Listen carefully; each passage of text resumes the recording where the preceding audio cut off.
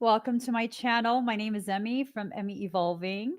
If this is your first time joining me, thank you for finding me. If this is not your first time, thank you for coming back. So, guys, you know, you know, lots of energy, lots of potentiality. I'm choosing to see the elevations in energy and frequency as potentiality rather than something that we necessarily have to be concerned about. Does it make sense? Does it make sense? Ba-ra-ba-ba-ba-bum. I'm trying to decide. I'll just do a little bit of both. We'll take something from like the center. We'll do that. We'll take something from okay, we'll do that. And then we will actually shuffle this. And then we'll go ahead, we'll put that back on. We'll take something. Okay, this feels good. Oh, that's a lot of cards. Oh, okay, fine. I have this rule that once I pull some cards, I have to go with that, right? I have to go with that. I can't be like, no, less, this and that, because, that's part of the message that you're supposed to receive. So let's get started.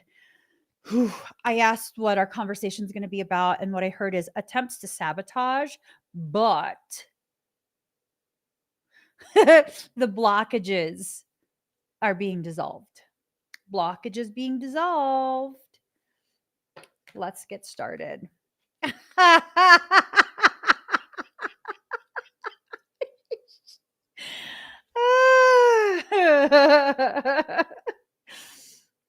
Mika. Mika. You may not know how it works. I just got a notification. Okay, hold up.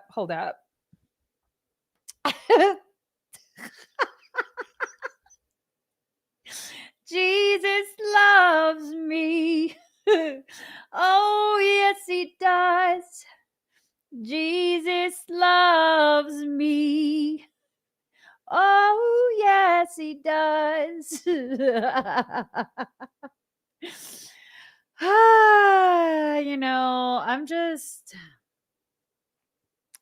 I'm just gonna go ahead and just keep laughing. Laugh it off. Okay. This is not that funny, but it is.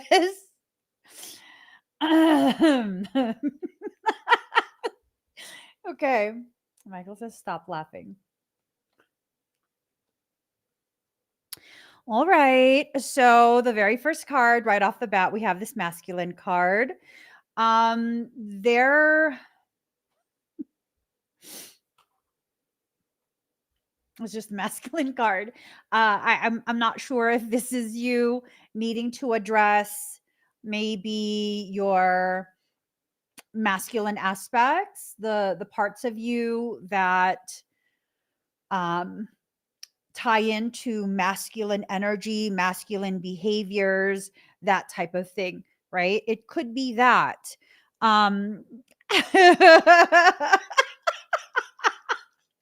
Michael says, or it could be someone is watching you. Let them watch. Make sure that when they watch, they also like, comment, and subscribe. So there's someone super duper heavily focused on you. Now, I'm setting the intention for our community that this is not a toxic ass person. I'm talking specifically. I want to be very, very specific.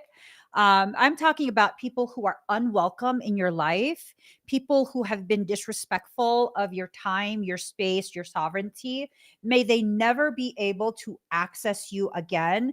May they never be able to have the type of detrimental effect that they wish to place upon you, just to make them feel as though, like, ha, yeah, fuck those people. Capital Fuck. So, okay. Oh, sorry. Lots of notifications coming in. With the way this energy is wafting around, I don't think that this is really someone who's been malignant towards you. I don't. I think this is someone who has kind of, um, they have flitted in and out of your life for some prolonged, protracted period. This is someone who's kind of just, they come into the periphery, but they never actually come front and center. They never actually like step in front of you and like, hey, look at me, pick me, pick me. I don't get that at all. I get that this is someone who has kind of just not in the background, but not in the foreground. Like they don't know how to approach you. They don't know if they're welcome to. Um, I don't know how to take it. Oh, thank you for the reminder. Today is the last day to get tickets for the Secured Spaces event. Thank you for the reminder. Let me pop that on the screen. I'll talk a little bit about the Secured Spaces slightly further down in the live stream so that you guys know what this event actually is, because it's tomorrow. Oh, what did I do? what did, okay. Yes, we're just going to take that off screen. So whoever this is, whatever this is, it's definitely something where this is a person who highly regards you. They hold you like way up here. You set the bar. Ooh. You set the bar. You set the bar for whatever it is that they are looking for in other people. Boo, they're looking for you in other people. Oh no. Maybe if you're like one of those basic folks, they can find that in someone else. Like I told my husband randomly, just told him a couple years ago, or maybe it was last year. I don't know. I randomly was like, that's fine. If you ever like decide that you want to upgrade your life and that doesn't involve me, that's fine. But you're going to be hard pressed to find another magical bitch like me. I'm a fucking unicorn. And he's like, what are you talking about? I don't know. Just felt the need to say that. Because I was looking at the fields. We had to drive through all of these like mountain fields to get to the grocery store. And so, I was in my Delulu land fully. And I was like, one of these days, just playing random ass scenarios in my head because that's what Pisceans do. Um, Getting back on track. Michael says, get back on track. Getting back on track. You set the bar. You set the bar for whoever this is. And it's like the more they view you, I mean, they're hurting their own feelings. They're hurting their own feelings. The more they view you, the more they realize you are that one that got away. How'd that feel? No, I'm joking. No, seriously, they feel like you're the one that got away. I don't have anything nice to say about that. I don't. I'm not trying to be mean, but I don't have anything nice to say. I don't have anything nice to add to that.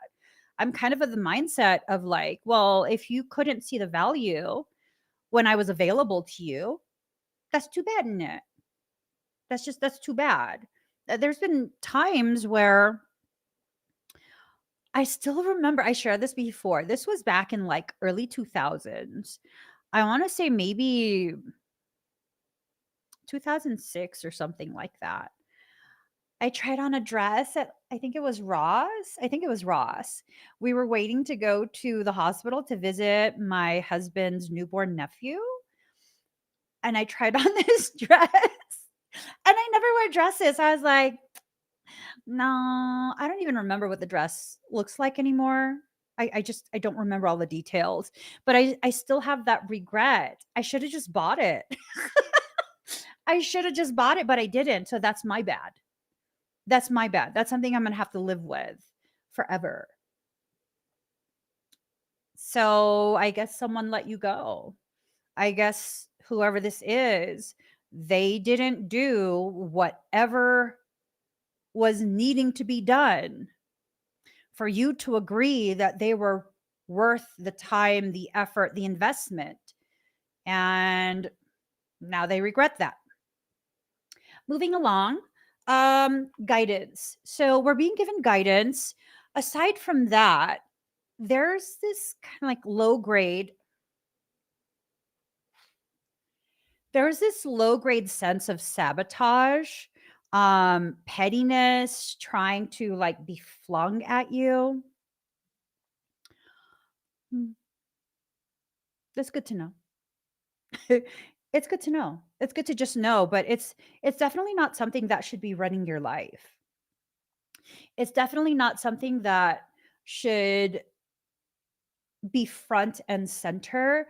I feel like you're being given this information so that you could take the necessary steps, make the necessary decisions to close off those pathways that might be being used to try and push sabotage into your space. Maybe it's causing you to believe that you're not enough. Maybe it's causing you to get to a point where you're really questioning yourself. All of these things can definitely benefit you in the long run. These thoughts, these processes. For many of us, we don't ask the questions that need to be asked in order to receive the answers, which actually is the guidance, right?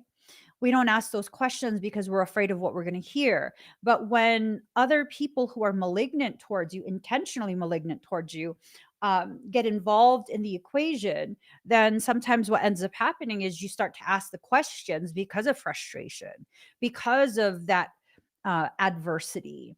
And in that, you then begin to receive the answers, AKA the guidance that's necessary. Hold on. Think it's time I unclip this. All right.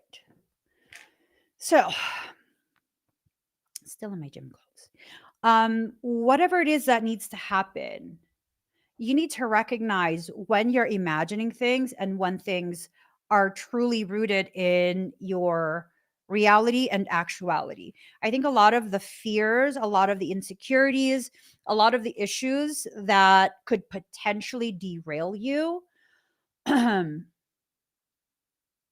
I don't think they're rooted in your reality. I think they're rooted in your fear. Fear is a potentiality.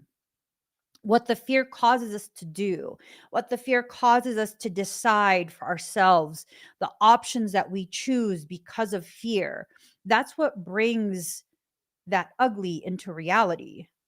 We don't need to choose any of that, though. We don't. We don't need to choose any of that.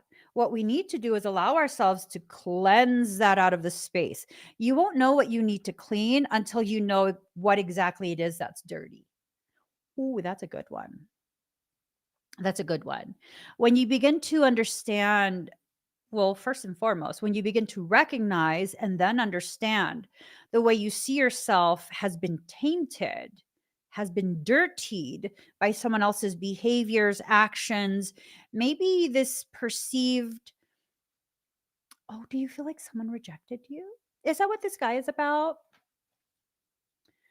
You are struggling to see your worth because you think this guy rejected you? Babe, he's obsessed with you.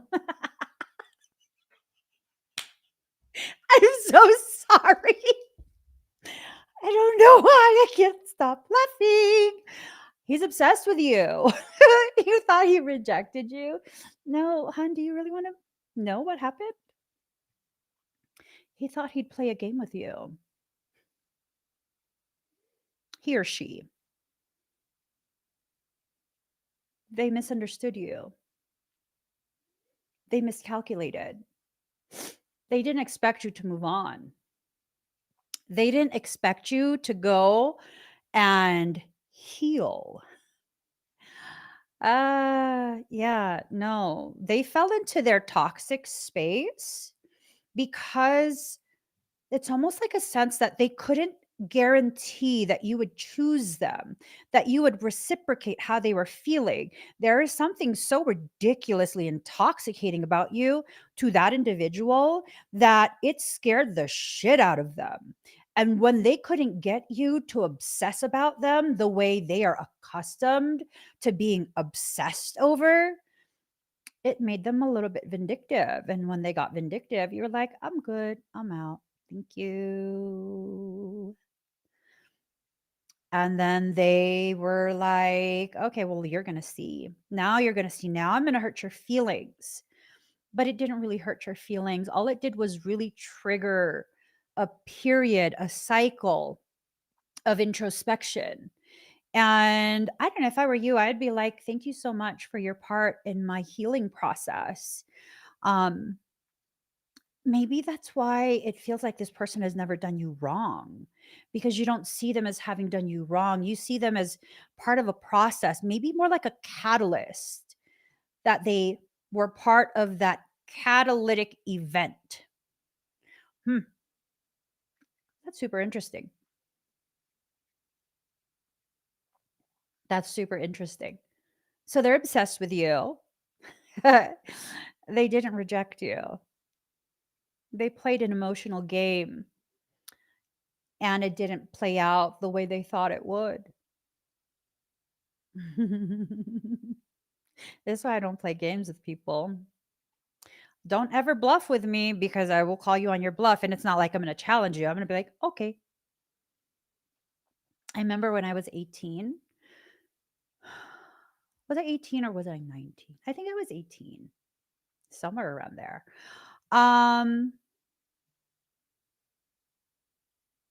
When I was 18 or so, I had this one friend who became my friend because he worked a couple stores down from where I worked. It was at the mall.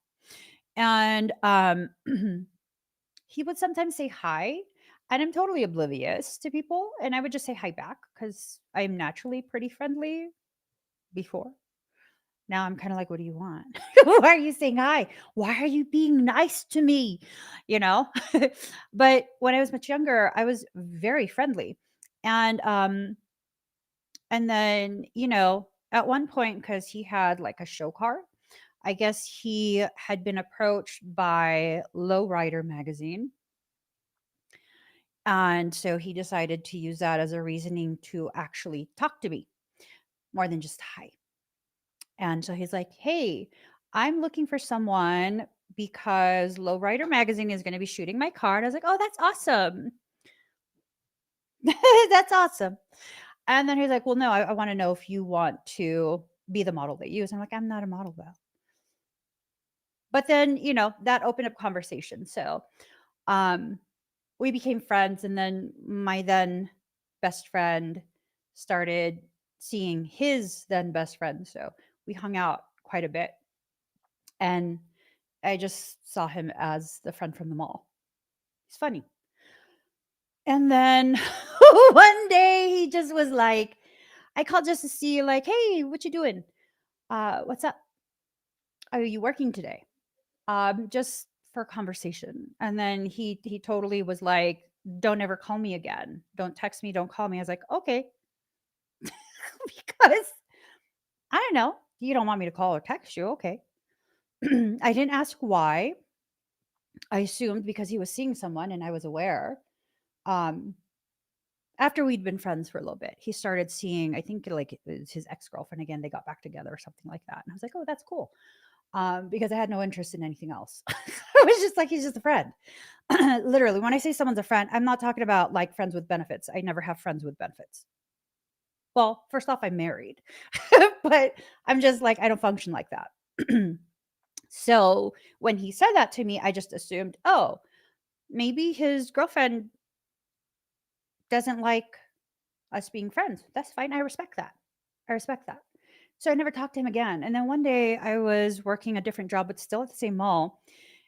He saw me and he's like, hey. And I was like, hey, what's up? And he totally was like, how come you never call anymore? Well, you told me not to. What the fuck do you mean? How come I never? I goes, oh, because, I was like, that's weird. He goes, you should call me sometime. Okay. I'm never going to call you again. I can't call you because I erased your number. I did. I erased it. When you tell me never to call you again, I take that at face value. Turns out I'm autistic, but I take everything people say at face value. I'm not going to play these games with people. So it seems like whatever happened between you and whoever this is for you, it could even be a female that has a more masculine energy, and maybe not masculine in the traditional sense. Like, I don't know if this word is offensive, but this is the word that comes to mind, like butchy. I don't know. Um, Not necessarily that, just kind of like the way they approach circumstance is more of a masculine approach. So it literally can be any gender, but this is someone who carries more of a masculine energy about them. And they have a history with you already. It might not be a romantic history, but they have a history with you. Like, for example, I have very masculine energy. I look very feminine, but I have a very masculine energy. And the way I approach things is very masculine. I have no problem with confrontation. I have no problem with addressing something that absolutely needs to be addressed. I will address it right then and there, like face to face. Whatever I say behind your back, I will fucking say to your face. If you ask me if I said it, I will look you in the eyes and be like, yep, I said it. That's just how I've always been. So, whoever this is, they thought that they would play this and they kind of put out this energy, this feeling. They were bluffing. That's too bad. That's too bad because you moved forward. Um, and it initiated some type of very intense, very deep healing process. So I wouldn't be angry. I wouldn't be like, you know, part of me, the Capricorn part is like, that's what you get. What did you want? Like, just very matter of fact, like it is what it is. Oh well. But then there's this other part of me, probably the Piscean side, that's like, I would actually just be thankful. Like, you were part of a huge event in my life. It catalyzed the type of changes that were necessary. Like, I needed to be able to dive deep within myself and uncover these things about myself and the ways in which you unknowingly, unintentionally triggered this process. I'm very thankful for that. That's how I would approach it. If they've never like gone out of their way to be really malicious, because this is just hurt feelings type stuff. And I can understand when someone does something from a space of being hurt, it's almost like they just want you to feel how you made them feel, but it's not something designed to just utterly destroy you. I can see that. And I could just be like, you're going through something. It's not a big deal. Right. Um, this is not to include the people who actually went out of their way to try and destroy you, who plotted and planned and involved other people and did something really, really just horrendous. Those people, they can lick a hairy donkey ball and then be slapped with the other ball. Like, no, fuck that shit. Don't let those people back in your life. Please. You can forgive them, but don't play like you don't know what they did and give them a second opportunity to successfully complete their attempt to destroy you, which they failed to do the first time. Don't fuck with those people. I'm serious. Don't let those people in your life. Hell no. Don't get stuck there and be angry towards them the whole time, but don't let them back in your life. Psh, psh.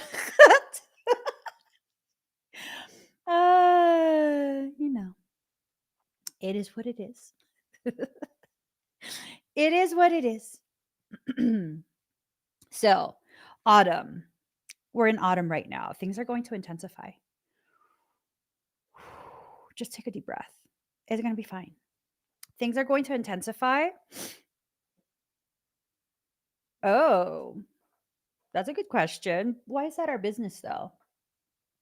Michael asked, for you or for them? And I'm like, who's them? And he's like, whoever that masculine is. And I'm like, why is that our business? Are they going to be doing something that will be disruptive? The sense that I get is, for the most part, no. They're not going to be doing anything disruptive. Sorry if you guys can hear all of that. They're painting the house. I don't own the house. They're painting it, though. They're having a lot of fun up there. Órale pues! Señor! They're talking a lot of Espanol. They're kind of giggling. I think they heard me. That's okay. That's okay. That's okay. All right. I don't know what will intensify. Okay. It's almost this sense that whatever's happening right now, I'm assuming this person right here staring at you. I guess you're gonna go through another round of like I don't know what would we call that. That's what I would call it. I don't know what to call it. I guess you're about to experience another round of like karmic clearing. Is that what it is? Because I don't feel like this person has bad intentions towards you. Maybe I feel that because even if they do, you have the capacity to like overthrow it. All I sense from this is whoever this is for you, they're very much overwhelmed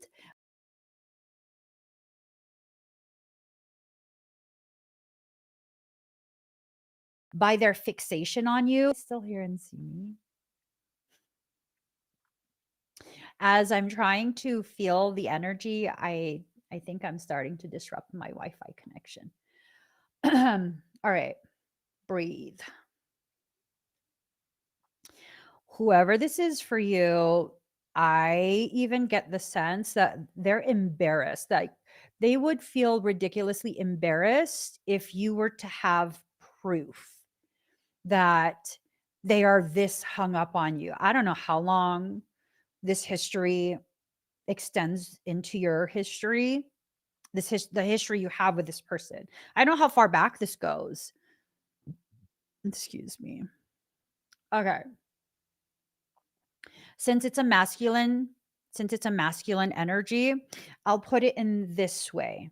Okay, señor. Your huevos. You must allow them to descend into the I don't know. It's almost like the knowledge of your existence has totally caused their testicular matter to go up into the abdominal cavity. You make them feel like they are a helpless little boy. Ooh, I don't know that you're intentionally trying to make them feel emasculated either. This is drama. This is drama. Now it's entering into the drama space. I can't do this like emo ass shit. I just can't. I can't. Like, motherfucker, you either gonna say something, you're gonna step up, say something, or just leave it the fuck alone. That is how I feel at this point. It's no. Here's the thing. Here's the thing. There is something to say about a man who has the courage to approach you. There is something to say about a man who has the courage, but also has the confidence to admit, like, you were intimidating at first. I'm so glad I came up to you. So, like I said, you're either going to do something about it, meaning respectfully approach and initiate conversation, or leave it alone already. I can't do this emo back and forth shit. I don't have the proper placement. I don't. I don't have the proper placements for this. I don't. You're starting to irritate me. Michael's laughing. Isn't I'm not trying to be funny, Michaela.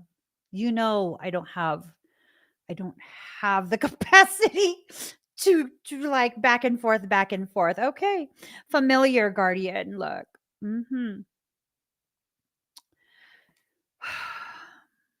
I wonder if they see themselves as the toad and they see you as this extremely nimble cat. Oh, is that what it is? What is this like a love reading? Because this is supposed to be a Blu-ray update. Is this a love reading? You know, I don't do those. I don't like to involve myself in people's romantic stuff. Michael says, just keep reading the cards. Mm-hmm. Mm-hmm. Mm-hmm. I cannot play with people who have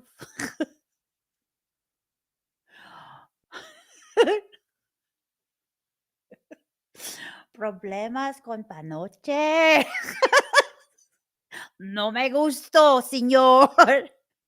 Okay, I'll stop. They just see you as the cat. There's something very feline about you. It's like, okay, make me this promise. The rest of these cards better not be about this because this is just absolute bullshit topic at this point. They see you as someone very feline in nature. Like they see you as someone who doesn't scare easy, but you're skittish, but also you're very curious, but also you just have no problem knocking shit off the table. That's how they see you. They're intrigued by that. They like that. Obviously, they don't like it enough to go up to you, but that's neither here nor there. I'm just saying there's going to come an end. The ending of this, I don't know how it's going to work, but whatever this back and forth is, it needs to come to an end, like an end. However it ends, the end result, I don't know. It's up to you guys. All I know is you're going to feel very secure in whatever the decision is and however this plays out. And a secret is about to be revealed. Are they going to actually go up to you? Are they going to actually reach out? I don't know. I guess we'll see if whoever this person is for you reaches out. Let me know next time I'm live when it happens. Let me know. Are we approaching like Mercury retrograde? Is that what it is? Hold on. Next Mercury. Are we in Mercury retrograde? Oh, okay. We're approaching Mercury retrograde, November 25th through December 15th. I will be expecting you guys to update me no later than December 20th. You guys, I don't know. It's up to you. It's up to you. Mercury's coming to collect on old shit. So it's up to you guys. Mm-hmm. Mm-hmm. Okay. So,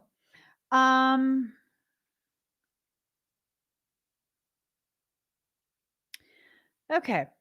So, when's your B-Day? November?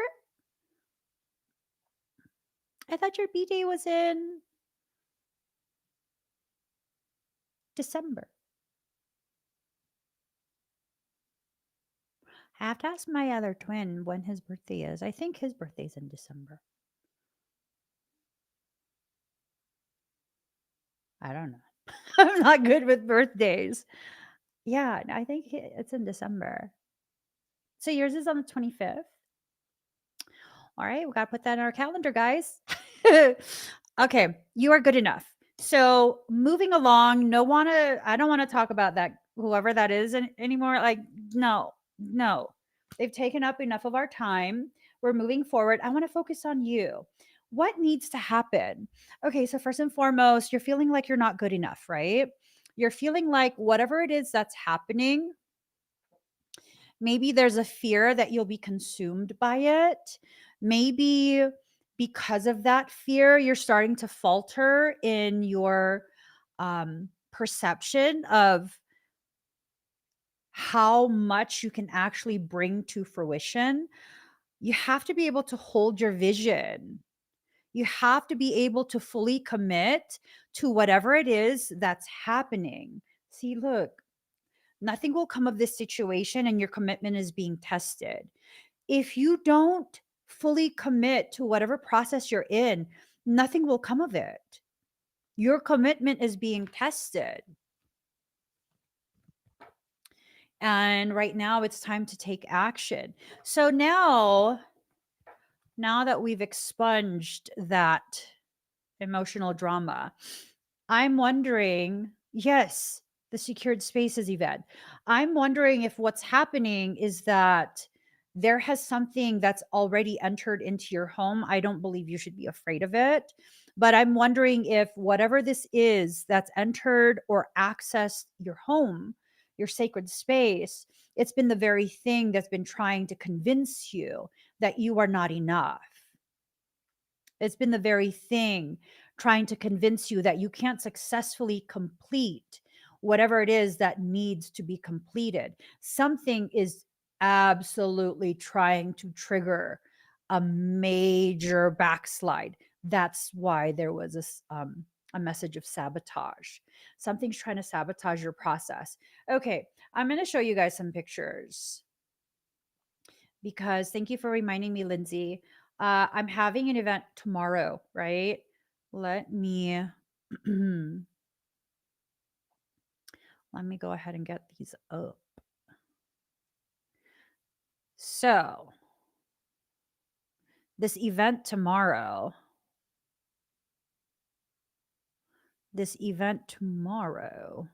and what is going on here? Okay, quit playing with me. Okay, there it is. It was playing with me. This event tomorrow, people have asked the question of exactly what is it, what are the different activations that are included in this event, because I didn't really go into it. So let me share some graphics to help you guys understand. I know quite a few of you you've already secured your ticket. So advanced Lemurian armor activation. The Lemurian armor activation will provide you with ethereal encryption across an ethereal alloy Lemurian armor. This is a very advanced activation. This armor is made from the light of Lemuria and is reinforced by the scales of Leviathan. This is something that is a very intense layer of protection. If something has already breached the sanctity of your sacred space, your home, your bedroom, remember there was all this talk about mirrors and portals and whatnot. And then we furthered that talk with like how like principalities are being allowed to come through. The advanced Lemurian armor activation, you don't need to know how to work energy. It's already calibrated to do what it's supposed to do for you. And then we have the averse code activation. A unique wave code pattern will be overlaid onto your outer auric membrane to emit an etheric frequency that will cloak your individuated identity spark while broadcasting a heavy handed message to all malignant dark beings to leave you alone under threat of extreme punishment. So basically, because of my history of dark things trying to torment me through basically my whole childhood, I understand on a very deep level the way they function, and exactly who they're afraid of, each one of them.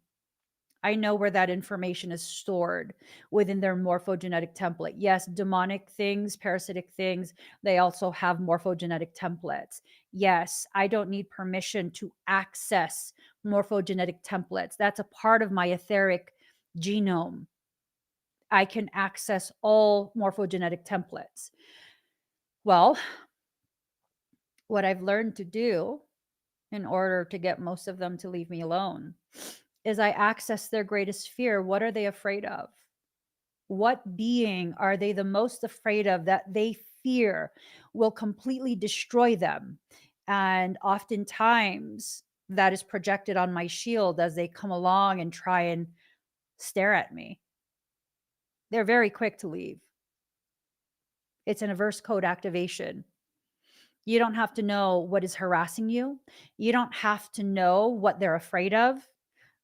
I've learned to create averse code activations out of my need to survive very, very scary type experiences.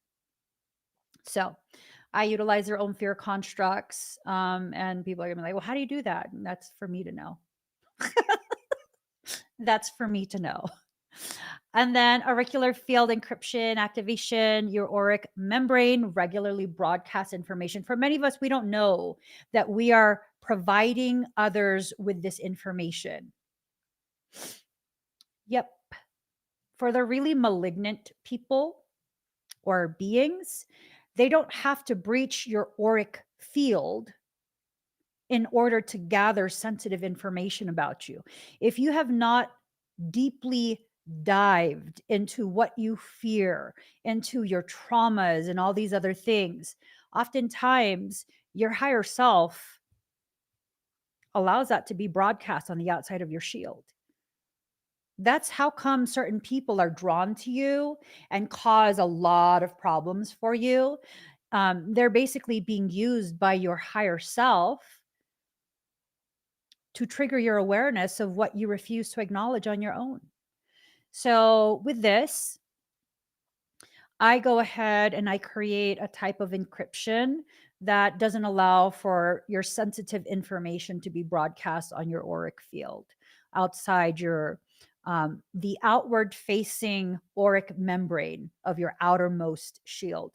That's what I work on with this activation. And all of these activations that I'm telling you guys about, these are things that are part of the secured spaces event. Rapid soul code convergence activation. With this one's a very potent activation because of the fact that what I'm doing for you, it's going to cause you to not need multiple cycles of adverse experiences during an ascension cycle. You're going to be avoiding most of that. A lot of how we learn as humans is that ascension cycles will bring traumas to the surface. You'll get triggered. And in that triggering, because of some etheric mechanics, you'll begin to surge energy. That's what's called frequency accretion. And that helps to dilate the pathways. Those pathways need to be dilated in order for you to begin the process of accessing and then integrating soul codes from previous lives. Those lives that you're accessing the codes from, specific gifts and skill sets were cultivated during that life. You don't get all of that in this life at the time you're born. No. Only what you need is what you have access to. And as your need increases, you'll go through the process to be able to access more. What this does is it bypasses all of that in a very safe way. People are going to hear me talking about these activations and then they will try and claim they can do these things, having no fucking idea of how to do these things.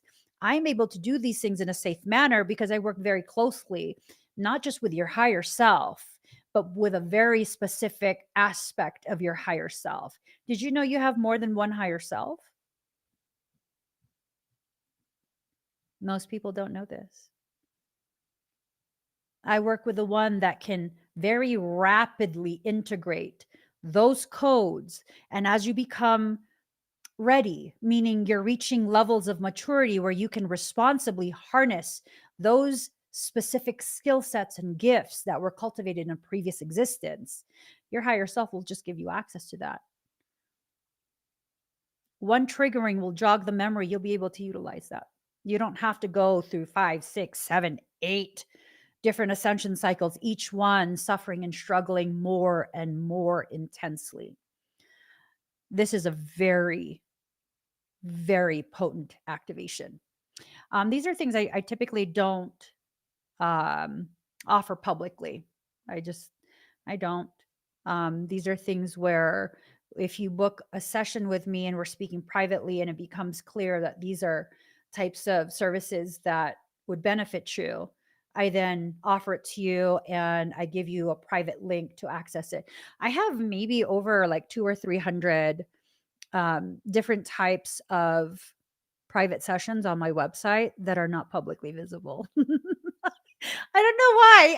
I'm like, no, people don't need that. It's already overwhelming. I have so many different services on the website. So I kind of just put what I would consider the more basic stuff um, on the website as publicly visible.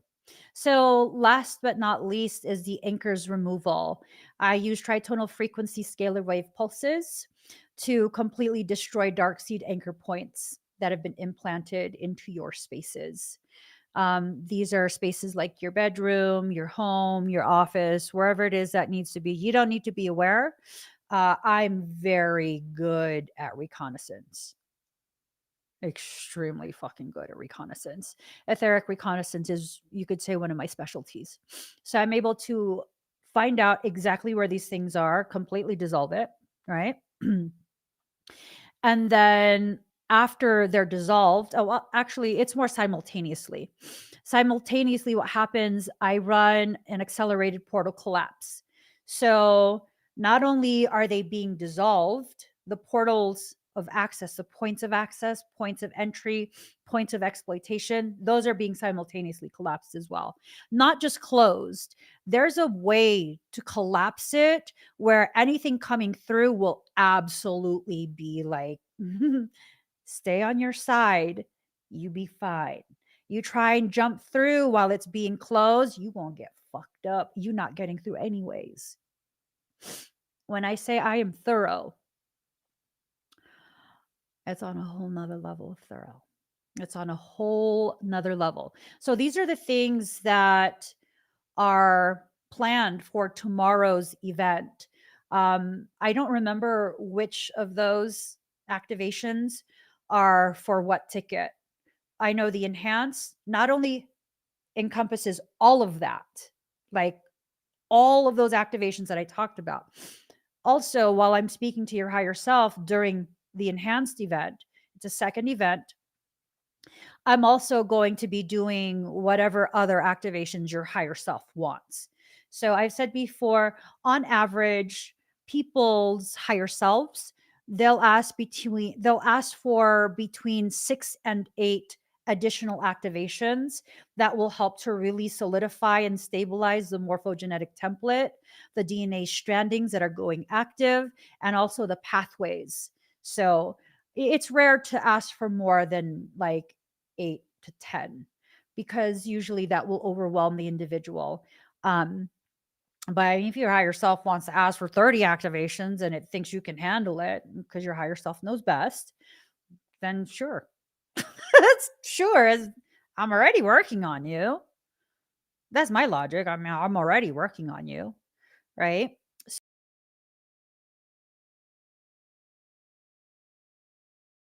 I just mentioned their activations that I just mentioned, they're for sure guaranteed. Depending on your ticket option, you will be receiving that. That is a guarantee. And then if you can't make it to the live event, that's okay because it's recorded. Both the main event and the enhanced event, they are recorded, and you'll be able to continue to access that and watch it for however long it's up. And it's going to be up for quite some time. So with that, every time you watch it, it's another layer of that activating. It's being installed into your field, layer after layer after layer. There's no maximum amount of times you can watch it. That goes for all of my events. All of my events. You start to feel like the armor or something else is depleting, watch it again. It's just like me working on you again. It's calibrated to your specific, unique frequency pattern. You know, some people might think like, oh, I can get one ticket and then me and all my friends, we can all watch it, take turns watching it. No, no, no. What happens is they're watching it, but nothing is being given to them. Everything I do in these events, it's literally calibrated to you specifically for each person. I've told you guys before, I've successfully done this simultaneously, very customized work simultaneously for 200 people before, all at one time. I know I can do more than that, but I've already proven I could do it for 200 simultaneously. So, allow yourself to kind of see whether it resonates with you or not. It's not going to resonate with everyone. That's perfectly okay. If it does resonate, you need to hurry because by, I don't know what time, by this evening, probably, the link will be closed down and you won't be able to purchase. Once it's closed down, just to give everyone time to be able to access the platform and all of that, excuse me, it will not be reopened. So if it resonates, go check it out and then do whatever you want to do. But those are the activations. Thank you for reminding me, Lindsay. All right. So going back to the reading, well, I mean, my explanation was part of the reading. Michael is saying that your explanation was part of the conversation because it's this thing of something trying to sabotage, right? It's trying to prevent your transformation. It's trying to prevent you from entering into a space of actually learning yourself, your power, your capacity. Um, yeah, all of that. That's not going to work if they can't access you. You need to make sure you do whatever you're capable of doing to prevent access to you. There's things you need to get done in order to bring in the abundance and the beauty life and soul are trying to offer you. A lot of what's happening right now really has to do with trying to get you to create blockages for yourself. When you become so afraid, you build walls to protect yourself. That's okay. Everyone has some degree of walls, right? You're not supposed to trust everybody. People have to earn your trust. But if you don't even trust yourself, you end up building so many walls that you then begin to exist in your own prison. That has to stop. How are you going to be a gift unto yourself and the world if you keep choosing to exist that way?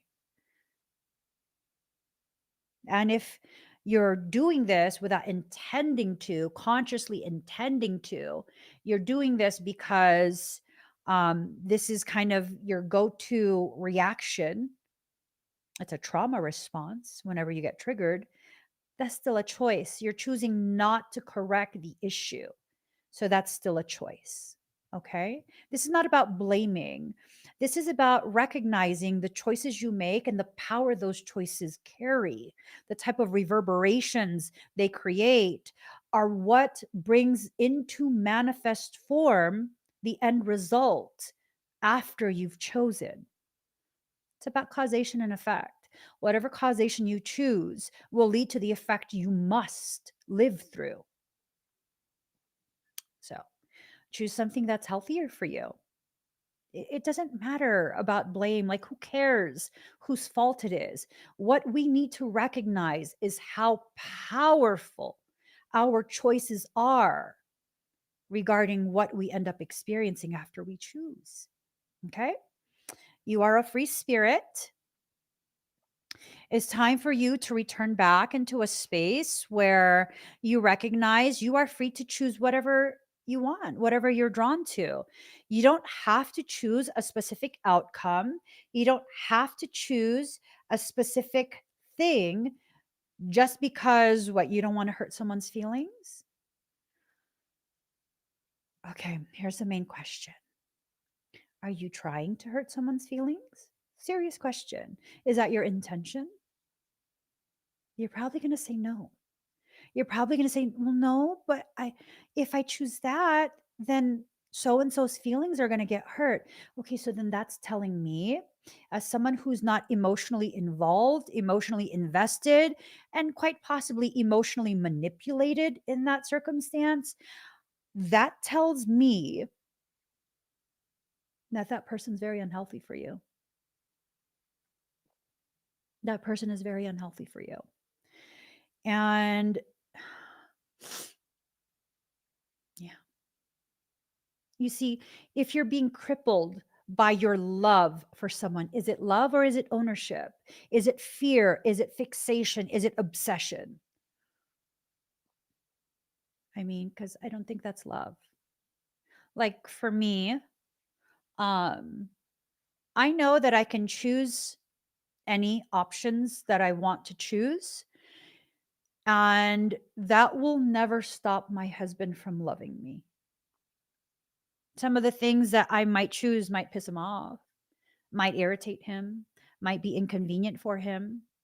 He might not understand some of the things that I think I need, I feel I need, but he will never stop loving me. He won't. So that's how I know, like, he genuinely loves me. It's healthy love. He does not tell me not to do something. If he doesn't like something, if he feels like it's a negative thing, it will create negativity in my life. The most he does is tells me, well, you're going to do whatever you're going to do anyways. Because I'll ask him flat out, do you think I should do this? Be like, you know what? You're going to do whatever you're going to do anyways. When has someone ever been able to stop you from doing whatever you choose to do? So you choose whatever you want to do, and you do whatever you're going to do. And it's at that point I know, okay, he's seeing something, sensing something that is not healthy for me. He's picking up on that and I'm oblivious.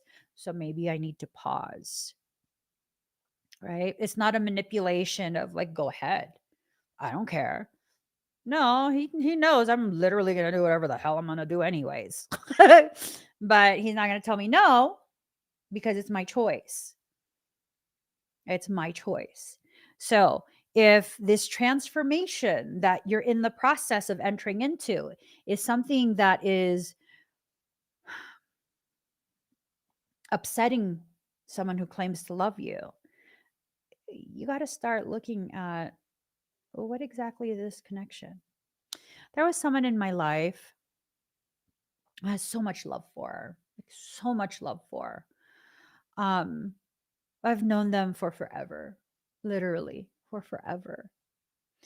And we have a history of helping each other and being there for each other and all of that. And then um, as I began to grow and change as a person, we had less and less in common, which is fine because we don't need to be, stuck at the hip and liking only the same things. But as the decades have gone by, I began to realize, as much as I love them and as much as they love me, they're only interested in keeping me in the same spaces where they've been comfortable in, and those spaces are toxic as fuck. It is. It's toxic. It is something that tries to continue to drag me back into old versions of myself that's afraid to have any type of value, any type of potential. And as I continued to observe from a neutral space, I began to recognize that this individual, because they love me, they'll never actually come out and say it to me. But I could see every time they saw another reminder of how the shifts inside me have led to me stabilizing and experiencing some degree of mild success, it's rubbed them raw. It's upset them more. And here's the thing, as much as I love you, I will never fucking apologize for working my fucking ass off and creating the existence that I currently have. So I love you, but goodbye. I don't need your permission. I don't need you to approve. And if my existence and being in proximity to me is something that so deeply offends you and I can feel it, let me remove myself out of love for you, and especially out of love for myself at this point. It is what it is. My loyalty is no longer based on how long I've known you. If you can't find it in your heart to truly celebrate with me the things that should be celebrated in my life, just like I will truly, genuinely celebrate with you the things that bring you happiness, a sense of accomplishment, we have no reason to walk side by side. I need to focus on what's placed before me, not focus on this low grade concern of, are you going to do something? Are you going to fuck my shit up? Are you going to, try and sabotage me? Like, am I pissing you off? I'm not going to dance around people's feelings at this point. I'm not going to intentionally try and hurt it. But if I see me simply existing as hurting your feelings, there's no need for a discussion. You know why? I'm finally done not trusting myself. I read people for work.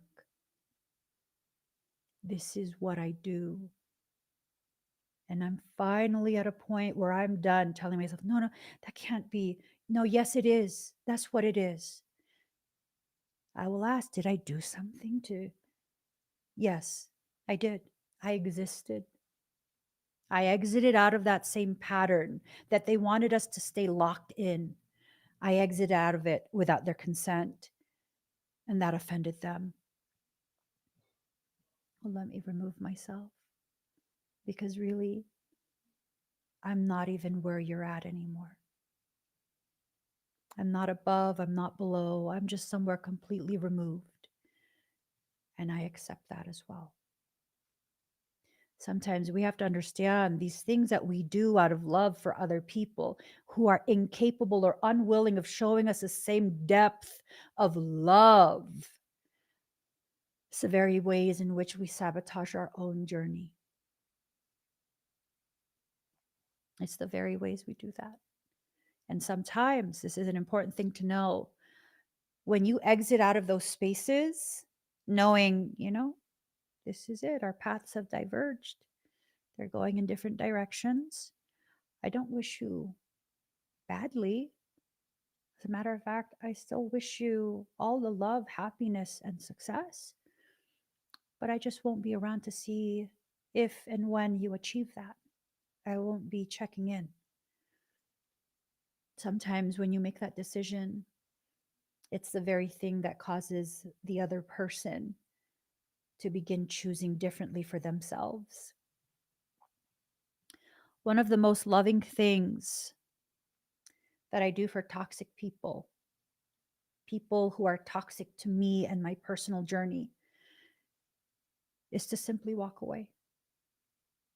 Not to tell you what you're doing wrong. Excuse me. Not to point out how you fucked up by doing X, Y, and Z, and that's why you lost me in your life. No. Mm-mm. I just back away and go a different direction. And some people might be like, but Emmy, you owe them an explanation. I've already given enough of myself. I owe them the freedom and the space, as well as the complete silence, to be able to begin asking themselves the questions and digging within themselves and looking at the patterns of their own life. You see, I find when you're dealing with someone like this, it's usually someone who's been hurt tremendously and disappointed and going through things. I don't know that they're a bad person. Some of their behaviors might be bad for you, but I don't know that they're a bad person, right? So, oftentimes, what I see when someone is going through something like this, and you're like, I need to explain to them so that we can have closure and this and that, that's kind of like your way of telling them, you're wrong, I'm right. And this is what you need to do to change all of this so that you could be worthy of being with me. No, I don't know that that comes from a space of love. I'm not big on ultimatums. I'm just not. I never do ultimatums. I just observe how you move. And if how you move if is disharmonic with how I move, I accept that and I move in a different direction. That's it. That's it. And whenever I've done that, just move in a different direction. Um,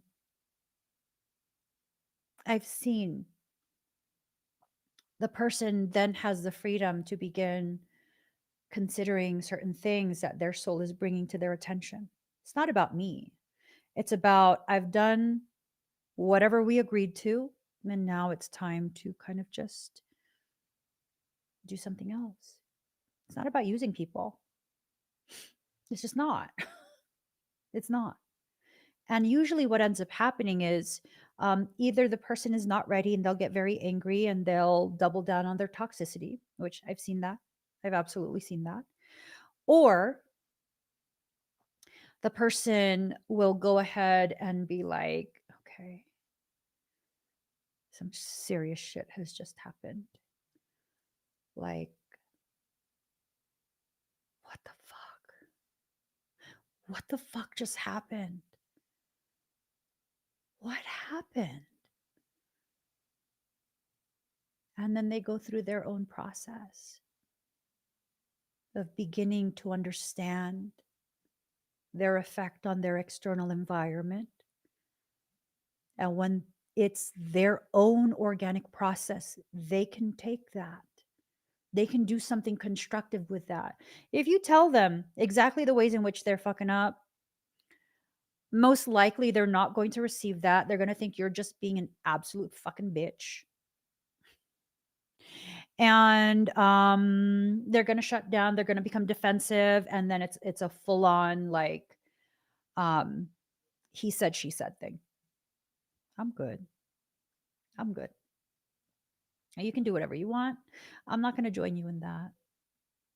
Now, if what you're saying is intended to destroy my businesses, business assets, business events, legal action, because that's what a business is supposed to do.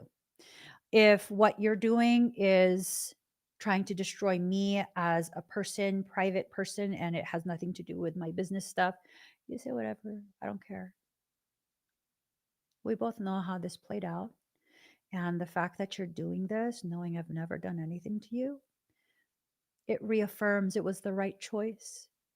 Walking away was the right choice because you already felt that way. You just didn't have an excuse yet to say it outside of your own self, your own thoughts, your own feelings.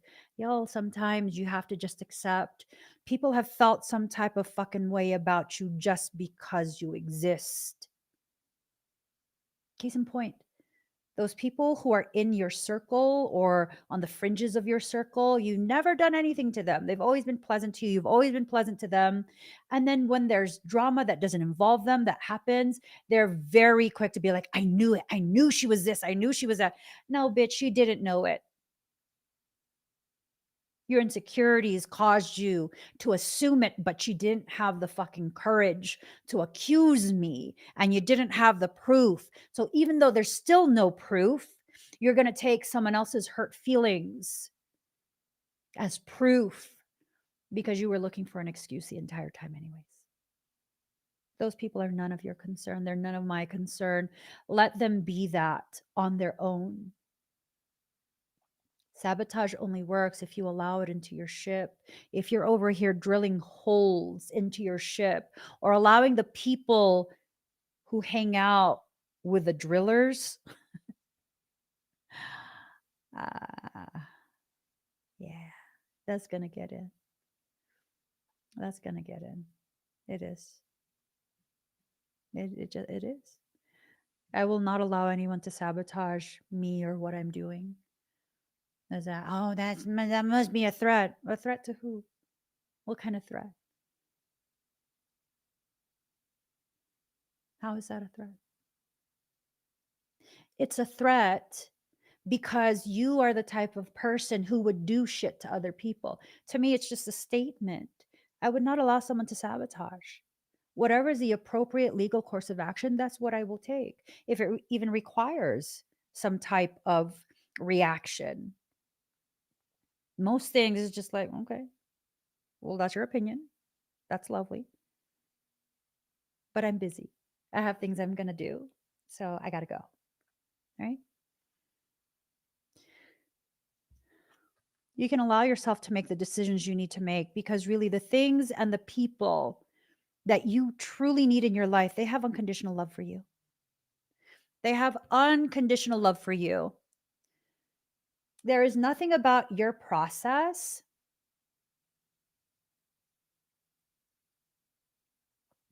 there is nothing about your process that should be intrinsically malignant towards someone else, intrinsically, intentionally malignant towards someone else. My process really doesn't involve other people, except every once in a great while, my soul will draw to me the very people who have that capacity, willingness, and desire to be malignant towards me.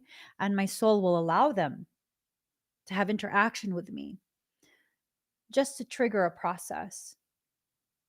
If you're someone who consistently has had negative experiences with other people, first ask yourself, am I doing something?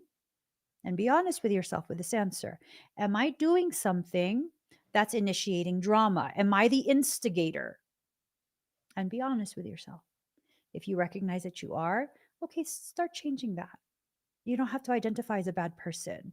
When you recognize you are instigating the negative situations, then you need to start changing that. You need to start choosing different causations that lead to more desirable effects. If while you're being honest with yourself, you're like, I literally didn't fucking do anything. What needs to happen?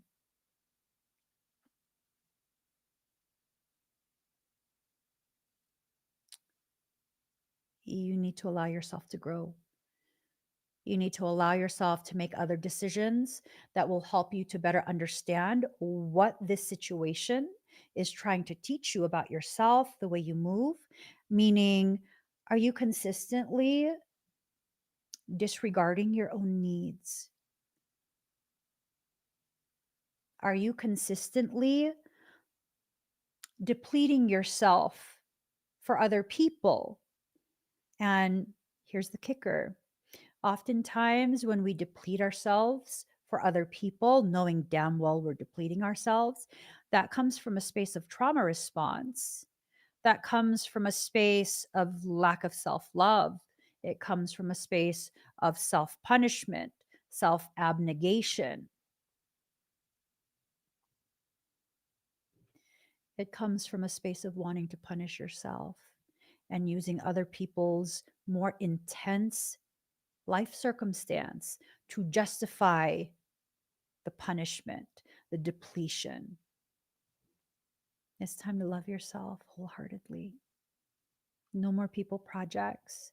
There will still be people who you are drawn to, people who are brought into your life, and in your heart, you know, this is something I need to help with. There will still be people like that. But you need to pay attention when it comes to doing this across the board. Is it because you're a nice person, or is it because you have a need for other people outside of yourself to validate your value? Be honest. You don't feel like a good person. So if you do enough good deeds for other people and they compliment you and they talk about the goodness that you do, it kind of helps you to be like, well, if all of these people are saying I'm good, then maybe I'm not so bad. How about let's get rid of the concept that you're bad altogether? You're neither good nor bad. You just are. And you're in the process of starting to understand that you are in a process. And the more you begin to understand this, the more you can smoothly move through it, right? You're being brought to a space where you can now write a new chapter. What does it mean to have a new chapter? I used to love writing when I was younger. At one point, I was like, maybe I could be like an author while I'm a nun in a convent. I'm so serious. Mhm. I was like, I'm gonna be a nun. I'll go be a Carmelite nun. And then I'm gonna have this alter ego that's gonna be like writing books. Yeah. So one of the things that I learned early on, and I was still a juvenile, I learned this in my childhood. Um, New chapters are about new content. And if it's just a continuation of the same circumstance with no significant development, it must remain in the same chapter because there's no point in creating a new chapter if it's just a simple continuation of the same circumstance with no major developments. A new chapter means there's been a new major development that's now altering the course of that specific circumstance. Your soul is giving you the opportunity to start a new chapter, meaning there is something massive, something profound that's going to alter the course of whatever it is you're experiencing right now. Get ready, do some stretches, do some side bends and sit ups. Why? To strengthen your core. To strengthen your core. Why would you need your core strengthened? First and foremost, to prevent injury. Secondly, to increase your capacity to breathe in a powerful way. Why would you need to focus on increasing your capacity to breathe in a powerful way? Well, communication is nothing but controlled exhalation. Did you know when you speak, you're exhaling in a controlled manner? And that exhale is being run through your vocal cords in such a way that it produces specific sounds. And when you pair that with other parts of your anatomy, specifically your tongue, your mandible, and your lips, you then can begin to form the sounds that form the words that create the sentences that communicate your thoughts and feelings. Everything comes with components. When you bring the components together, you can affect tremendous change. So you're holding your breath. That's a form of sabotage. You're holding your breath for someone to change, for someone to choose you, for someone to see your value, for someone to see you as a friend, for someone to stop, breathe, exhale, speak into being the life that is worthy of you. I'm not talking about riches. I'm not talking about mansions. I'm not talking about any of those things. Speak into being the life that is worthy of you. A life that is worthy of me is a life full of potentiality. What type of potential? Potential for growth in every direction.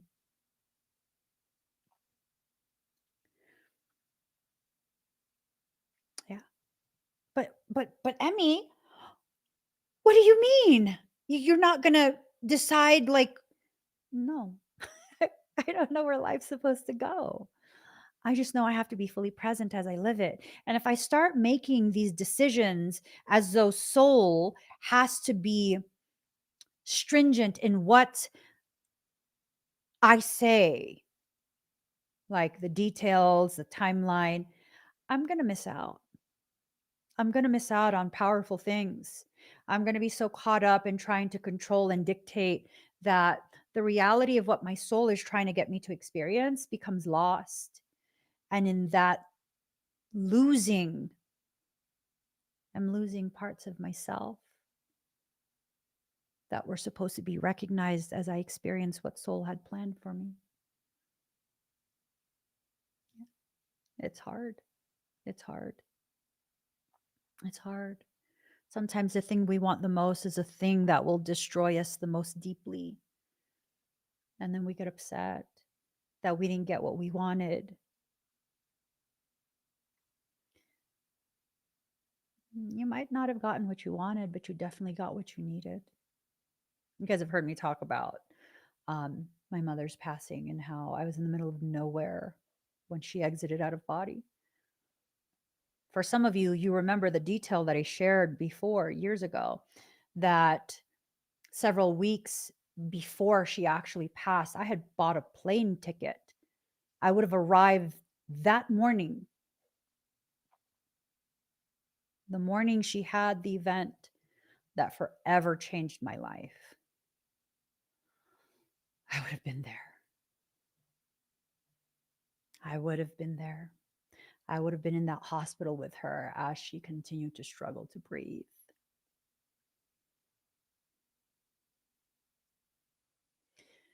Do you know what cardiogenic shock is? It's when the heart, and they don't know why it happens. I know why. It's when the heart starts to degrade very rapidly. Its functionality decreases and decreases and decreases. Every 30 minutes to an hour, it decreases in its capacity to pump blood. And once someone enters into cardiogenic shock, it's not if they will die, it's how long before they go into cardiac arrest.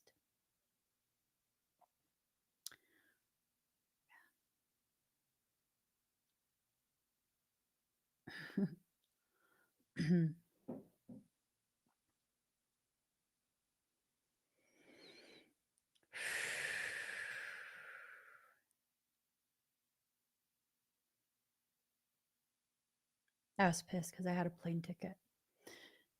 She had the event at around 7 a.m. I would have landed at 8 a.m. She died around 7 p.m.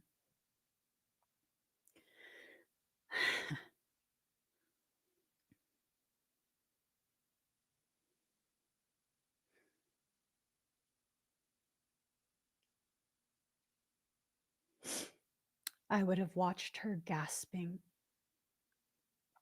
to breathe, gasping to breathe for nearly 12 hours.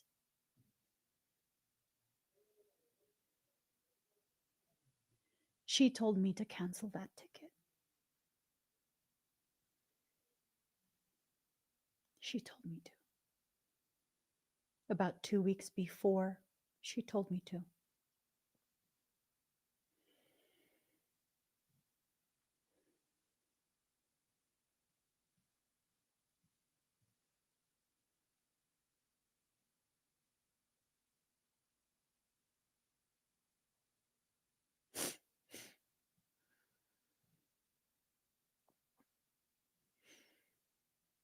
I know how strong I am.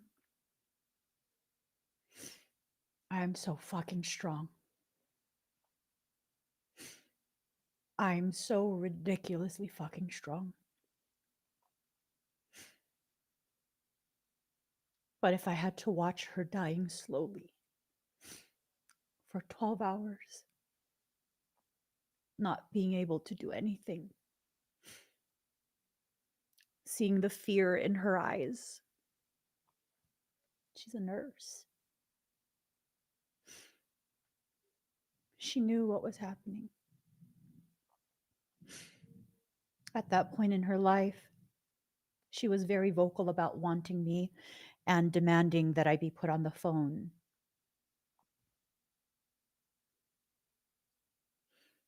Not once did she ask to speak to me. Not once did she try and FaceTime me. And some of you might be like, well, Emmy, I mean, she was in the hospital. How? She FaceTimed my other siblings. She spoke to them on the phone. She FaceTimed them. I was the only one.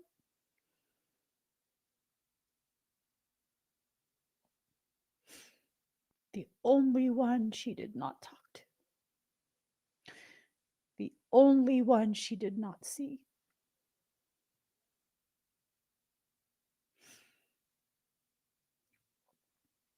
What I wanted was to be there for her.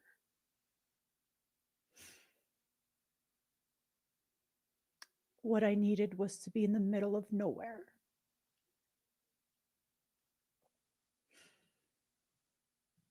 In the middle of the dark. So that I could etherically be there with her as she left. I felt her detaching from her body. I was even discussing it with one of my best friends. We were texting back and forth. And it's not that she didn't care and loved my siblings more than me. She made sure to text me using my phone that she was leaving. I got exactly what I needed, the most compassionate outcome possible. To have tried to force the outcome I wanted simply because I wanted it would have absolutely destroyed me.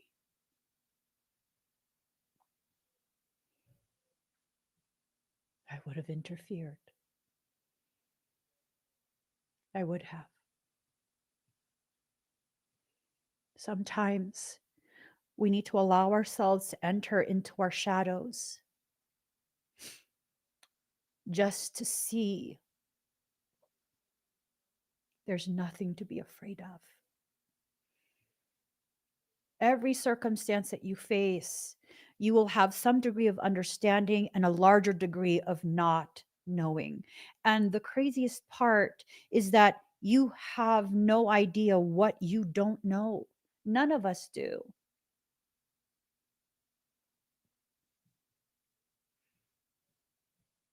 I guess a part of me already knew she was leaving that day.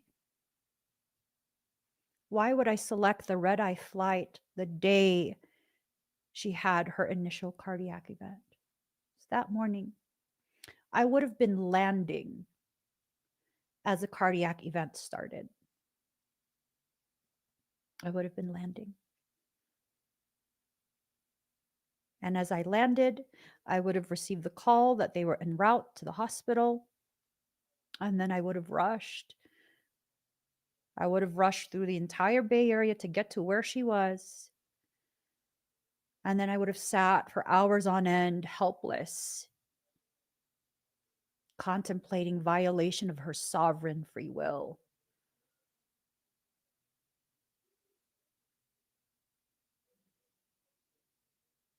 Yeah. I know myself. And just because you know doesn't make it easy. It doesn't make it easy. Enter into your shadow self. Allow yourself to see the ways in which your fear has caused you to refuse to surrender to the very process that is showing you what is on the other side and why this portion of your journey is so ridiculously important. Surrender to your process, not to anyone else, only to you and your process. Surrender to your process.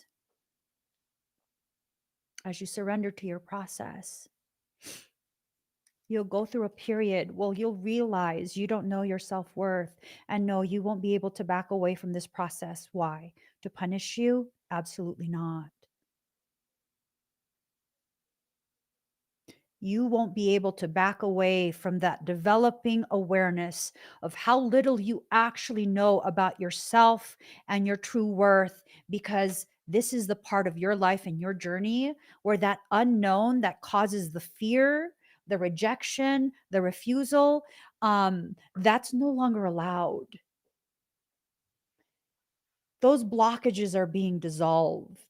And once that partition is dissolved, you will be meeting yourself for the first time in your existence.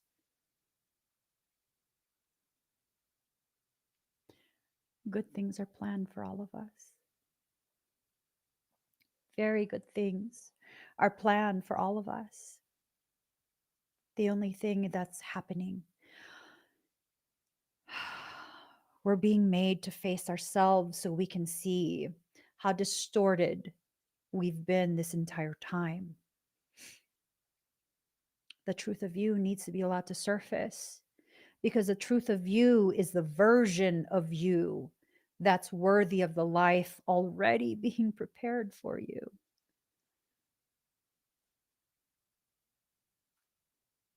There is a whole different existence being prepared for you right now. What is it, Emmy? I don't know. I don't know. Well, how do I know that it's what I deserve? Because your soul created it. Your soul selected it. Your soul is the one. It's your soul. You know, one of my really good friends, and I hope they don't mind me talking about this. One of my really good friends, they were in the process of purchasing a car. And it was this thing of like their parent was going to help them. And then it was kind of these feelings of like, no, that's too much. And I had to share my own thoughts, because now looking back years later, I was like, I don't know, 20 when my parents got me a car. And it was this thing of like, I couldn't understand. It was too much. Why are you trying to force me to be someone that I'm not? I don't need all that. Me and my mom, we were fighting so hardcore over a fucking car. Why? Because she felt like my vehicle needed to have leather seats. She couldn't understand why I was asking for a Civic and why I wanted the transmission manual, because it's like 5 fucking grand. I wanted to pay for it myself. And I couldn't understand. I felt like she was trying to control me, and I was so pissed off. And I was like, well, fuck it. Right? Like, what do I need leather seats for? Yeah, I was so upset. I was so upset. I was so upset over it. I was like 19 or 20. And I was so upset over it because I felt like my role in the family was to be the show pony. I didn't want to be that. I didn't want to be that. I don't want to be a show pony. I don't want to be the way in which you show everyone else how you're bougie and this, and you know, because I had a really skewed perception. And I look back after all these years and I realize she just wanted me to be safe. She just wanted me to agree to allow them to purchase a vehicle for me that they know is reliable and safe. So you guys might be like, well, what did she want you to have? A Mercedes Benz. This shit's fucking ridiculously expensive. I wanted to pay for it myself. I can't afford a Mercedes Benz. Are you kidding me? I was like, that's no. You just want to show off. In my head, that's what I thought. Yeah. Until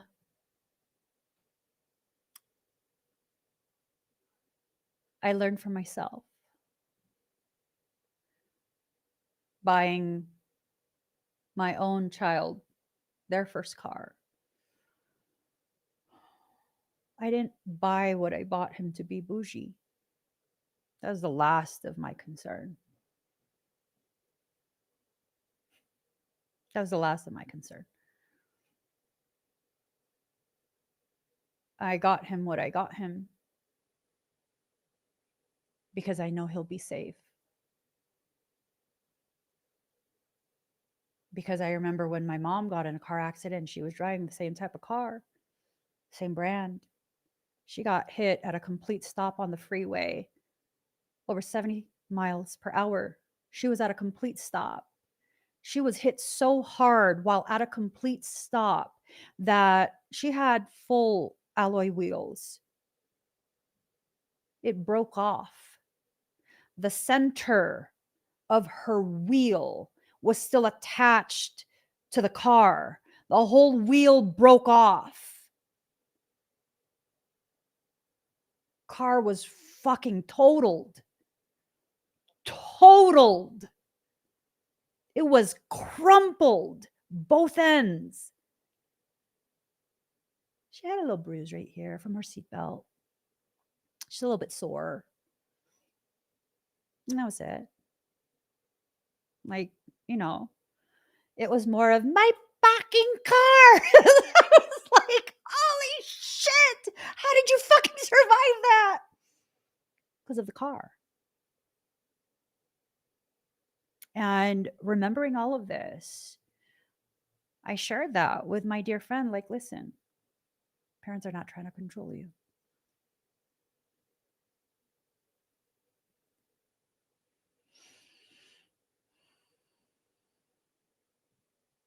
They just love you. And they want you to be safe. It's the same with your soul. Your soul is not trying to control you. It just wants you to be safe. It wants you to have all the things that you want to have,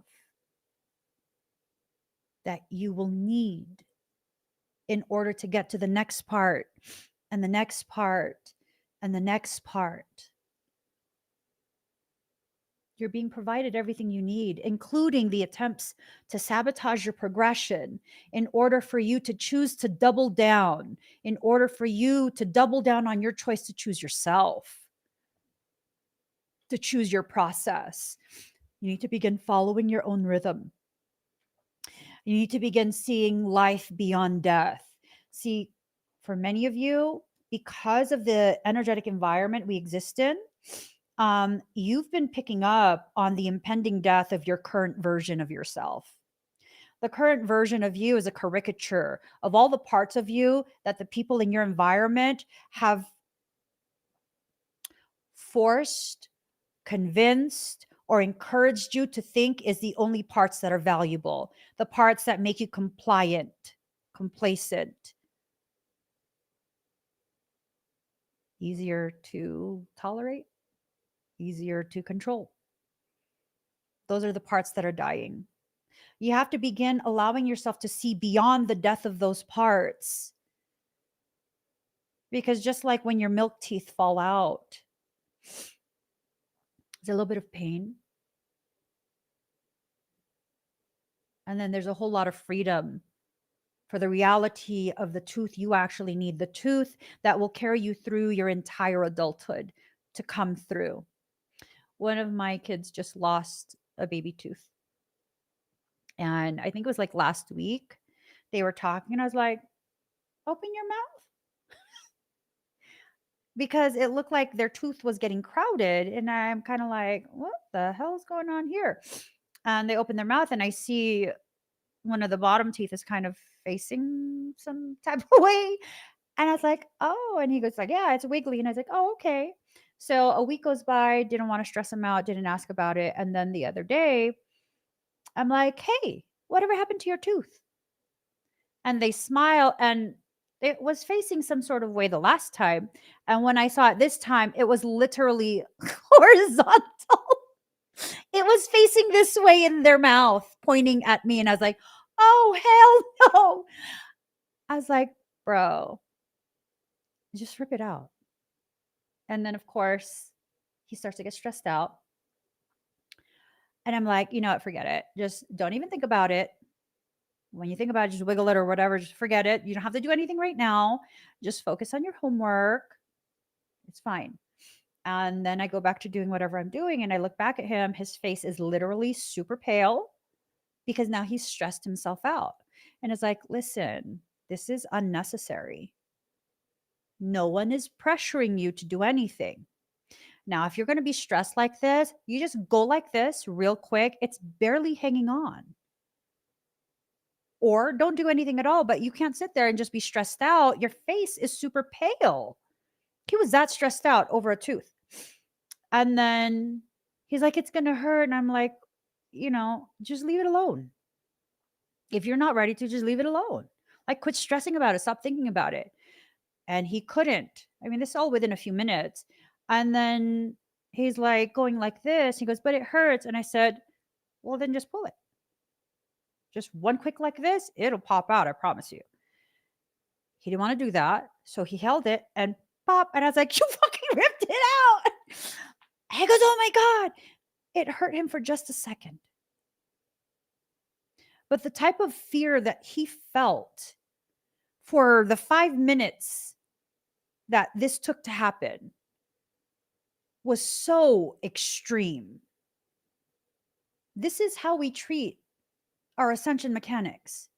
If you just run headfirst into it and just get it done, it's done. It's done. And that's that.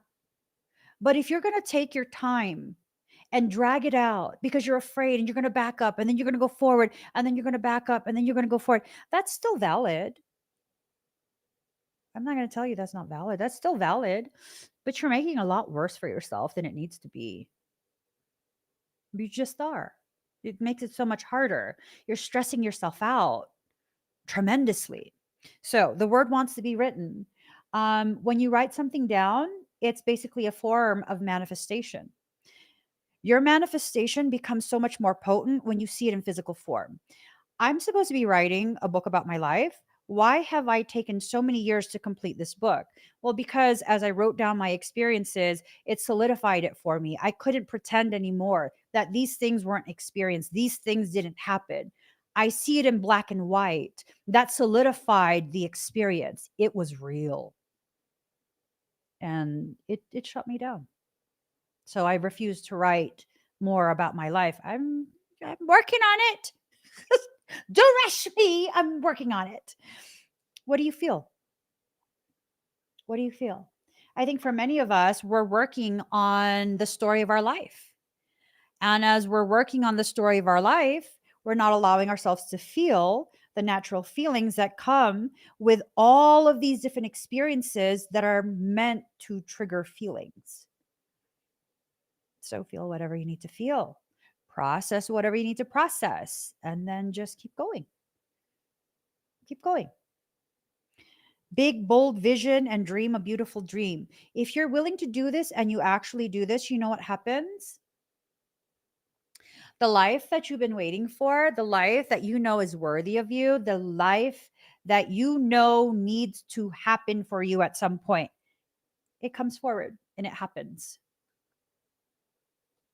So I'm going to have an in-person event, right? You guys have heard me very excitedly talking about that last maybe 2 days or so.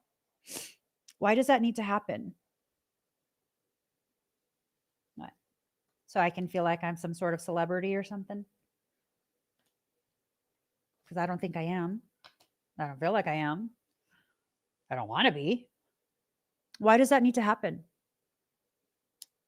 Because it's time for me to finally face my fear of what might happen if I meet people in person. Nothing will happen. We'll enjoy ourselves. We'll enjoy ourselves. You will leave an imprint on me in my heart, and I hope to leave a positive imprint on you in your heart, and then life goes on. And we grow from that experience. We grow from an experience that's designed to be positive. This is me facing myself and my fear. It just needs to happen. For me, first and foremost, for me. Not for sales or profits. No, I need to meet myself and my fear because logically, intellectually, I know that all of you in my community are reflections of parts of me that exist outside of myself.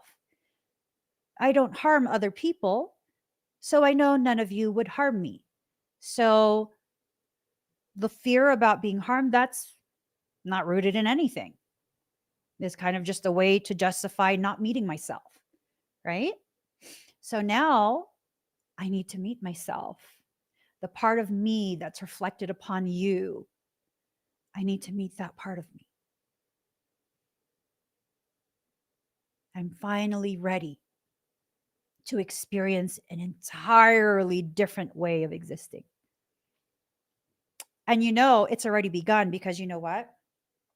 There's this girl at the gym that I have. I wouldn't say that we're friends. I don't know that she would categorize me as a friend, but we're like gym acquaintances. And it's this thing of, you know, we chat here and there at the gym. And I gave her some of the salve that I made. She was talking about some part of her was aching or something like that. I don't remember. But I was like, oh, I make this salve. It's not made for muscle pain. It's made for something else. I wasn't going to tell her what I do for work. I was just like, that's too much too soon. But I told her it could help you because it helps me. It helps quite a few people with physical pain that they're feeling. And it doesn't feel like icy hot. It doesn't numb it. The pain just goes away. It works for inflammation. It helps with gout, like all sorts of different things. You might like it. Would you like me to give you some? And she's like, yeah, sure. So I asked my husband to give me a small set, the extractor salve and the extractor atomizer, the liquid form. And he gives it to me. I didn't tell him to put any labels on it. And then it's in a Ziploc bag. So I stick it in my bag because she had to leave. The next day she arrives and she's there saying hi to me. And I was like, oh, you know what? Let me give you that salve before I forget. Cause, you know, she might need to rush out of the gym or whatever. I wanted her to have it. I didn't want it to just be my backpack. So I hand it to her. And as I get it out of my workout bag and I hand it to her, it's already like this. I'm like, oh, fucking shit. He had put stickers on it. God. He put the stickers on it.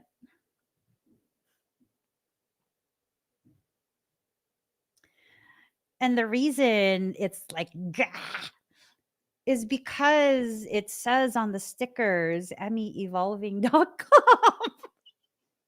I was like, oh, fucking A. It is what it is. She's lovely. She's lovely. She's not going to do anything. And I was like, well, you know, soul said it's time to stop hiding. So it's just time to stop hiding. So it's already begun, right? Who are you waving at? He's such a waver. He always waves.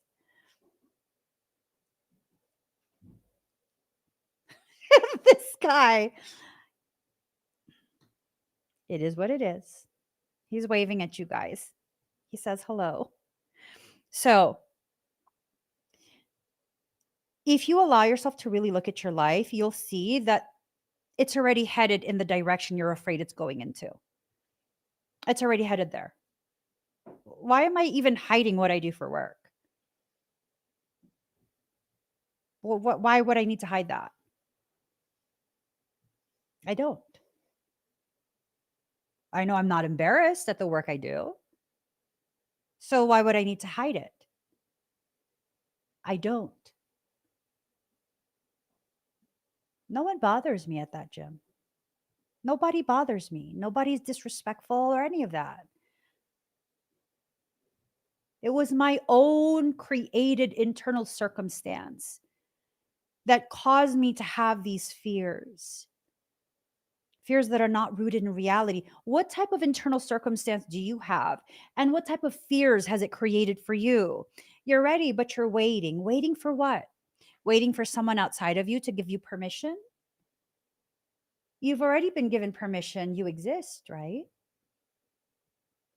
By virtue of your existence, everything that's happening, all the potentialities that your soul is trying to present to you, these are things that God has already given you permission to experience.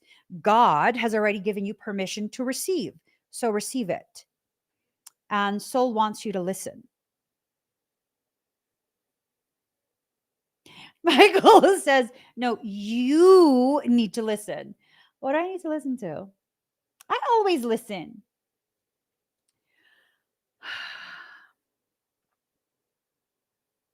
It's regarding your eligibility due to a recent change. Ooh.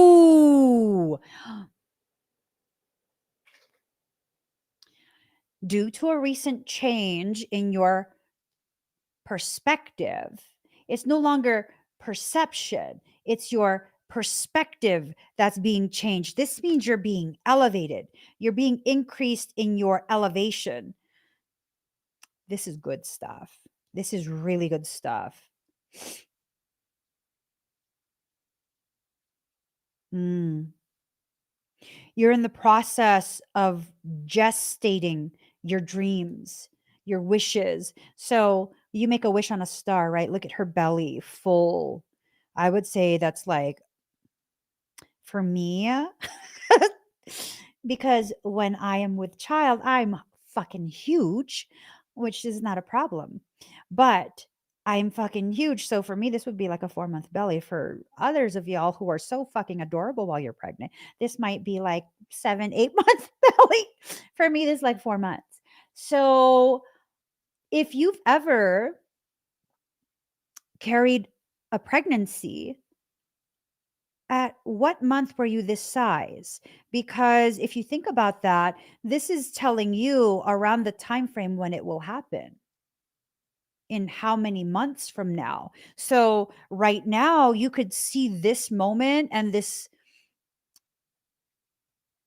development of your views on yourself and your journey as that point of conception.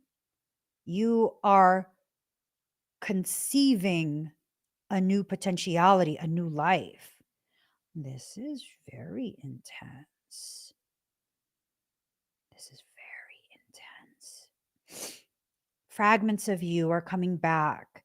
Don't allow any of your fears to cloud your mind, to cloud your judgment. You are not evil. Some of you might be misguided by your fear, but you're not evil. You're not evil.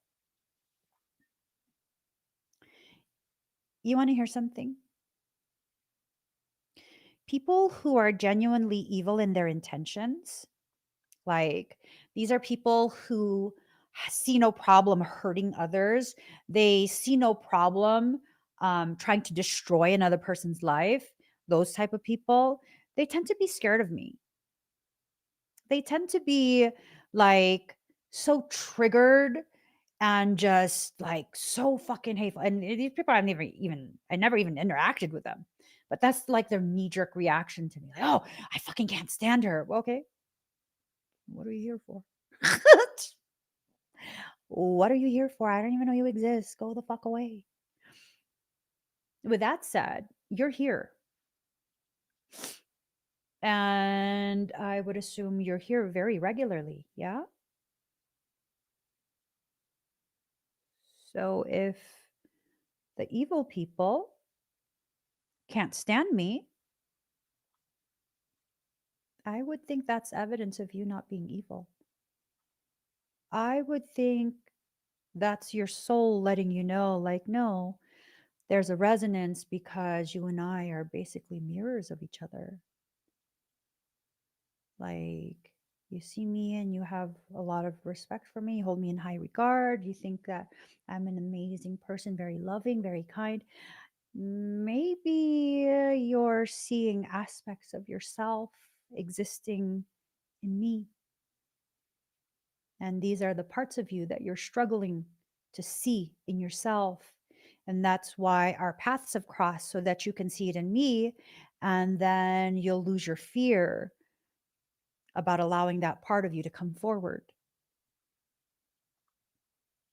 Because maybe it's time to no longer be afraid of how beautiful you actually are. There will be people who can't handle seeing the beauty you are. That's for them to figure out. It's for them to excuse themselves from your presence. It's for you to continue being the beautiful thing you are. And you don't need to do this in moderation. You need to just enter into that space of existence. If you are just existing, perfect. Because that's all you really need to do. You don't have to try to be yourself. You already are. And as you do that, you'll draw to you the very people who are just like you. Just like I drew to me our community. Is it because I tried? Is it because I put so much effort? Is it because I put the proper ads and did the proper marketing and all of this other stuff that comes into having a social media presence? Or was it that I finally just stopped playing a character that I thought everyone wanted to see? You see, sometimes I look back at the things I've experienced and it was like, yeah, I had a tremendous reach while I was playing small, insignificant, and weak. And it drew a lot of people. Why? Oh, because a portion of those people were predatory in nature and they saw me and thought they could fuck with me. They thought they could use me, manipulate me, steal from me, promote themselves through me, all kind of different, really just ugly shit. And I didn't foresee that because my heart doesn't function that way. And I couldn't understand, why would someone do that?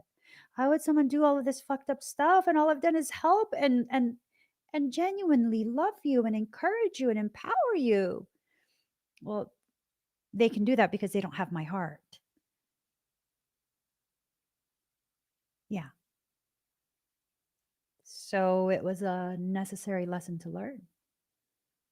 And now I see that just because I function in the way I do does not mean other people will. And that made me sad.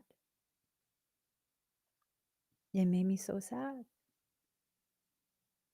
And in that sadness, my soul needed me to have some type of reassurance that there is still goodness left in this world. And that the parts of me that would never allow me to do those types of things to other people, they're embodied in others. And I don't have to be afraid of the world. I don't have to be hateful towards the world. I don't have to allow my heart to be changed because of these people. And so, in all of its grand intelligence, you know what my soul did? It caused me to fracture in such a way that I couldn't hide my light anymore. And when I couldn't hide my light anymore, the people who are on the same wavelength as me, people with a like mind, like heart, people who exist as externalized reflections of deeply buried beauty inside me, they found me. And a community was formed. And now there's nothing in this world, there's no experience that will ever convince me that there is no goodness left in this world. There is nothing that I will ever go through that will convince me to give up on the world and the people that live in it. Now, people who don't want my help, I accept that. I will not waste your time. I will not beg you. I will not try and convince you. I will not try and do any of that. Because you are free to decide for yourself. But again, there's nothing in this world that will convince me that there's nothing left in this world, nothing of beauty, kindness, and grace left in this world. It's just not going to happen. And, when you allow that to happen, when you lose sight of the fact that a single contained circumstance is not representative of the entirety of creation, you enter into a space of a lack of productivity. You become stagnant because you want to protect yourself. And movement is something that feels so dangerous. Don't sabotage your growth. Allow the movement. Allow the movement. Learn from what you experienced and choose yourself. So, a lot of good things are being allowed to come through. And those good things, they require you to allow it. If you don't allow it, it's still going to come through, but you're not going to fully experience it in real life circumstance. If you allow it to fully come through, your entire life is going to change for the better, profoundly, in ways you would not even be able to imagine. I've been already feeling these shifts and changes. There's still time. You need to make the decision and start the planning before November 25th. You start it after the 25th, you better wait until January. We were told we have about a 2-month window. So you wait until January, you probably miss the window. Okay. So I don't know, maybe the window will open again in a couple years, but it might be very many, many years. It's up to you though. It's up to you. Not trying to pressure you, just giving you the full information so that way you can make decisions in an informed manner. So tomorrow is the Secure Spaces event. It's a private event. If you'd like to participate, it's not going to be broadcast anywhere public. If you'd like to participate, click on this QR code or the link in the comments. Earlier in this video, I did talk about the different activations that will be part of it. If you go to the link for this event, I went ahead and I uploaded those same graphics. So you can slide through those images to see what each activation is so that you can better decide whether or not you want to be a part of it. We're going to be closing the box office this evening, probably after I finish teaching my class this evening. I'm going to be closing it so that everyone has time to figure out how to navigate the platform it will be on. Again, it's not going to be public. It's a secure platform that you need to be registered by my team to be able to access it. Okay? Alrighty, guys. I will see you again very soon. Please give this video a thumbs up. If you haven't already subscribed, please do subscribe. Turn on that notification bell. Join me when I'm live.